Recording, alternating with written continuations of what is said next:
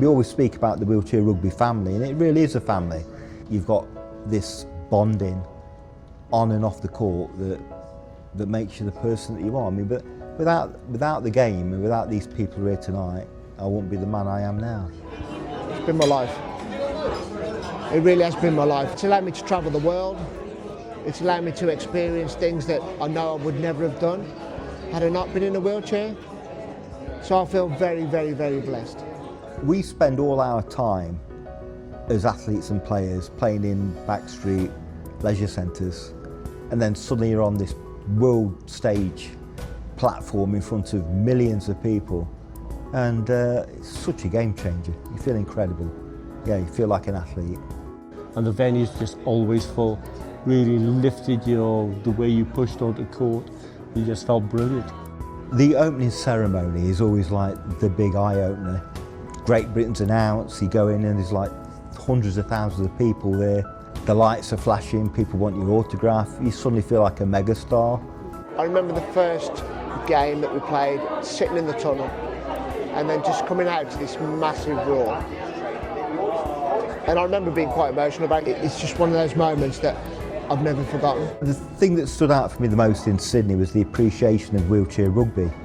On the build-up to that, nobody had ever heard of wheelchair rugby, so it was easy just to tell people he was a basketball player.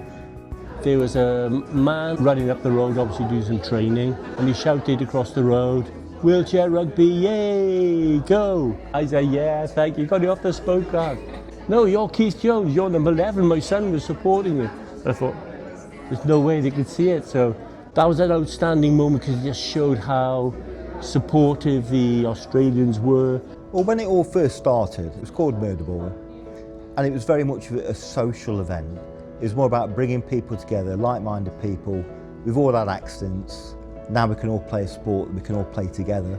We worked so hard to get recognised, to get the sport recognised, feel like athletes, and turn up to Sydney was like a big awakening. We went on court in our everyday chairs, and the referee's job was to run around after us, picking up the foot plates that had fallen off your chair. Not an awful lot of tactics, just 8 people round the ball trying to fight for the ball to go for goal.